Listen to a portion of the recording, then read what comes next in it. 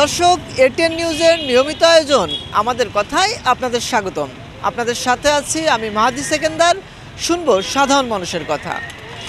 দর্শক, ১৩ বছর পর পাকিস্তানের কোনো পররাষ্ট্রমন্ত্রী ঢাকা সফরে এলেন। ৩ দিনের ঢাকা সফরে পাকিস্তানের পররাষ্ট্রমন্ত্রী ইসহাক দার প্রথম দিন বৈঠক করেছেন বিএনপি, এনসিপি ও জামায়াতে ইসলামীর কেন্দ্রীয় নেতৃবৃন্দদের সাথে।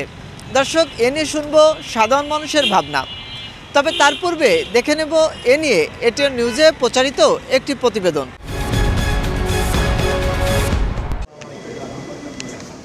দুদিনের সফরে ঢাকায় পাকিস্তানের উপপ্রধানমন্ত্রী ও পররাষ্ট্রমন্ত্রী ইসহাক দার। এক যুগেরও বেশি সময় পর দেশটির কোনো পররাষ্ট্রমন্ত্রী ঢাকা সফর করছেন। প্রথম দিনে তার সঙ্গে বৈঠক করলেন জুলাই গণঅভ্যুত্থান পরবর্তী বাংলাদেশের প্রধান ৩ রাজনৈতিক দল বিএনপি, জামাত এবং এনসিপি নেতারা। শনিবার বিকাল ৪টার দিকে গুলশানে পাকিস্তান হাইকমিশনে ইসহাক দারের সঙ্গে প্রথমে বৈঠক করে জাতীয় নাগরিক পার্টি এনসিপির ৭ সদস্যের প্রতিনিধি দল। বৈঠক শেষে দলটির নেতারা জানান, দুদেশের সম্পর্ক উন্নয়ন নিয়ে আলোচনা করেছেন তারা। যে বাংলাদেশের সাথে পাকিস্তানের সম্পর্ক বৃদ্ধির ক্ষেত্রে, যে কোনো ধরনের সম্পর্ক বৃদ্ধির ক্ষেত্রে অবশ্যই 71 ইস্যু, ৭১-এর ইস্যুকে অবশ্যই ডিল করা উচিত। আমরা সেই প্রসঙ্গ তাদের কাছে উত্থাপন করেছি। ভারতের কারণে সার্কটা ইনঅ্যাক্টিভ হয়ে আছে। সো আমরা পাকিস্তানের সাথে এই বিষয়ে কথা হয়েছি। পাকিস্তানও অলসো দ্য নিউক্লিয়ার স্টেট, সেখানে পাকিস্তানেরও অনেক এই সাউথ এশিয়াতে প্রভাব রয়েছে। কিভাবে সার্ককে অ্যাক্টিভ করা যায়, অর্থনৈতিক জায়গায় আমরা কিভাবে প্রসপারিটি নিয়ে আসতে পারি, সে বিষয়ে কথা হয়েছে। এরপর পাকিস্তানের পররাষ্ট্রমন্ত্রীর সঙ্গে বৈঠক করে জামাতে ইসলামীর ৫ সদস্যের প্রতিনিধি দল। তাদের সঙ্গে বৈঠকেও সার্ক প্রসঙ্গ উঠে আসে। গত ১৫ বছরে তো বাংলাদেশের পররাষ্ট্রনীতিতে কিছুটা একপেশে ছিল। এখন বাংলাদেশ সরকার বা আমরা সকলেই মনে করি যে এই রিজনে সকল নেইবারিং কান্ট্রির সাথেই আমাদের সুসম্পর্ক থাকা দরকার। আমরা বলেছি যে সমস্ত আনসেটেলড ইস্যুস আছে সেগুলো যেন খুবই কনজেনিয়াল অ্যাটমসফিয়ারে এটা দ্রুত শেষ করা দরকার। সন্ধ্যা ৭টার দিকে বিএনপি মহাসচিবের নেতৃত্বে ৫ সদস্যের প্রতিনিধি দল আসেন পাকিস্তান হাইকমিশনে। সেখানে দেশটির পররাষ্ট্রমন্ত্রীর সঙ্গে প্রায় ১ ঘণ্টা বৈঠক করেন তারা। তবে বৈঠকে কী নিয়ে আলোচনা হলো তা নিয়ে গণমাধ্যমের সাথে কোনো কথা বলেননি বিএনপি নেতারা। রোববার সন্ধ্যায় দলটির চেয়ারপারসন বেগম খালেদা জিয়ার সঙ্গেও তার বাসভবনে সৌজন্য সাক্ষাৎ করবেন ইসহাক দার। শনিবার দুপুরে ঢাকায় পৌঁছান ইসহাক দার। রোববার দুই দেশের পররাষ্ট্রমন্ত্রী পর্যায়ের বৈঠকের কথা রয়েছে, যেখানে সরকারি পাসপোর্টধারীদের ভিসাবিহীন চলাচলের চুক্তি এবং ৫টি সমঝোতা স্মারক সই হতে পারে। দ্বিপাক্ষিক বৈঠক ছাড়াও প্রধান উপদেষ্টা ডক্টর মোহাম্মদ ইউনূসের সঙ্গেও সৌজন্য সাক্ষাৎ করবেন পাকিস্তানের পররাষ্ট্রমন্ত্রী। মহসিন কবির, এটিএন নিউজ, ঢাকা। প্রতিবেদনটি দেখলাম, এবার শুনবো সাধারণ মানুষের কথা। পাকিস্তানের পররাষ্ট্রমন্ত্রী আসা মানে আমাদের দেশের সাথে একটা নতুন সম্পর্ক উন্মোচন হওয়া। যে কোনো দেশেরই পররাষ্ট্রমন্ত্রী বা এই যে অন্যান্য দলের সাথে সাক্ষাৎ, এনসিপি বলেন বা জামাত বলেন, এটা একটা ভালো দিক। আমাদের একটা সম্পর্কের একটা নতুন দিক উন্মোচন হলো। কারণ কি, ওদের সাথে আমাদের একটা বৈরী সম্পর্ক ছিল। যেহেতু এই সম্পর্কটা এখন বরফ গলা শুরু হলো, তার মানে একটা ভালো দিকই। ফরেন পলিসির ক্ষেত্রে আইডিওলজিক্যাল ফরেন পলিসি এটা যেমন গুরুত্বপূর্ণ, রিয়েলিস্টিক ফরেন পলিসি এটা আমাদের জন্য গুরুত্বপূর্ণ। সো কোনো একটা দেশের সাথে শত্রুতা তৈরি না করে সেই দেশের সাথে আইডিওলজিক্যাল ফরেন পলিসি এখন গঠন করা আমার মনে হয় বাংলাদেশের জন্য সবচেয়ে গুরুত্বপূর্ণ। কারণ বাংলাদেশের অর্থনৈতিক অবস্থা আমরা দেখছি, বাংলাদেশের হিউজ একটা পপুলেশন আছে। সেই পপুলেশনকে যদি আমরা অন্য অন্য দেশে রেমিটেন্স যুদ্ধ হিসেবে প্রেরণ করতে চাই, সো সেই দেশের সাথে আমার একটা ভালো একটা সম্পর্ক তৈরি করা দরকার। দুই দেশের রাজনীতিক এর কথা চিন্তা করেন, কূটনীতিক বিষয় আছে। আপনি বর্তমান বিশ্বের মধ্যে যদি চলতে যান, তো প্রত্যেকটা রাষ্ট্রের সাথে আপনাকে সুসম্পর্ক রাখতে হবে। এখন এখানে প্রশ্ন আসে যে পাকিস্তানের সাথে তো আমাদের একটা যুদ্ধ বা সংগ্রামের ইতিহাস আছে।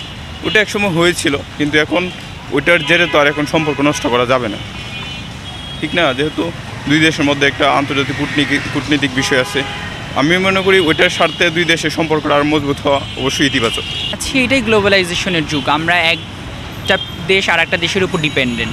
তো সেই জায়গা থেকে আমাদের যে ক্ল্যাশগুলো আছে সেটার একটা মীমাংসায় আসা উচিত এবং একটা সিদ্ধান্তের জায়গা, যেখানে অবশ্যই এটা তো স্বীকৃত যে গণহত্যাটা যে হয়েছে এবং যে নির্যাতন, তার জন্য মানবিক যে কোনো জায়গা থেকেই অবশ্যই ক্ষমা চাওয়া উচিত। এবং এই যে আমাদের স্ট্রাগল, তারপরে এটা খুবই দুঃখের যে এত বছর পরেও আনুষ্ঠানিক কোনো স্টেটমেন্ট তাদের আসেনি। অবশ্যই আন্তর্জাতিক সম্পর্কের খাতিরে এই পর্যায়ে এসে সব দেশের সাথেই আমাদের কাজ করা উচিত। পাকিস্তানের পররাষ্ট্রমন্ত্রী 3 দিনের সফরে গতকাল ঢাকায় এসেছেন। ঢাকায় এসেই তিনি ব্যস্ততম সময় পার করছেন এবং বিভিন্ন রাজনৈতিক দলের নেতৃবৃন্দের সাথে কিন্তু ইতিমধ্যেই তিনি মত বিনিময় করেছেন। কোনো রাজনৈতিক দল তারা সাংবাদিক সম্মেলনের মাধ্যমে কিন্তু প্রকাশ করেছেন তাদের সাথে কি আলোচনা হচ্ছে। এর মধ্যে অন্যতম ছিল পাকিস্তানের সাথে বাংলাদেশের পাওনা পরিশোধের বিষয়টি। পাকিস্তানের সাথে আমাদের তো দীর্ঘদিনের একটি বৈরিতার সম্পর্ক আছে। তারা এখন পর্যন্ত মনেই করে না যে পাকিস্তানে তাদের কার্যক্রম ভুল ছিল। আমাদের যে গণহত্যা করেছে, আমাদের দেশে যে এই নৈরাজ্য করেছে, আমাদের দেশে মানুষকে যেভাবে হত্যা করেছে, আজ পর্যন্ত তারা আনুষ্ঠানিকভাবে কোনো বিচার চাই নাই। ফলে এটা আমাদের একটি বেদনা।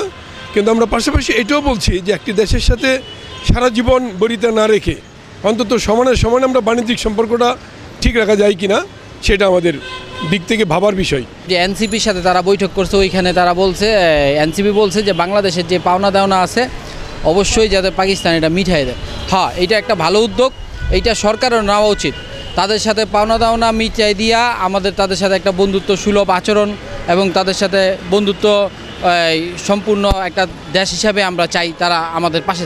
রাজনৈতিক দলগুলোর সাথে পাকিস্তানি পররাষ্ট্রমন্ত্রীর যে একটা বৈঠক হয়েছে আমরা দেখছি যে আসলে আমাদের বাংলাদেশের যতগুলোই রাজনৈতিক দল আছে সবগুলা দলের সাথেই পররাষ্ট্রমন্ত্রীর বৈঠক হয়েছে। তো এর মধ্যে বলা হয়েছে, এনসিপি বলেছে এবং জামাত বলেছে যে যদি মানে আমাদের পাকিস্তানের সাথে বাংলাদেশের যে পাওনা আছে এটা পাকিস্তান আসলে মানে মিটিয়ে ফেলতে চাইতেছে আর কি বিষয়টা। পাকিস্তানের পররাষ্ট্রমন্ত্রী দেখলাম যে গতকালকে আসলো বাংলাদেশ সফর এবং এসেই তিনি রাজনৈতিক দলগুলোর সাথে তিনি মত বিনিময় করলো। এটা আসলে কি সফর সেটা আসলে জনগণ জানতে চায়, যে ব্যক্তিগত সফর কিনা নাকি রাষ্ট্রীয় সফর সেটা জনগণ জানতে চায়।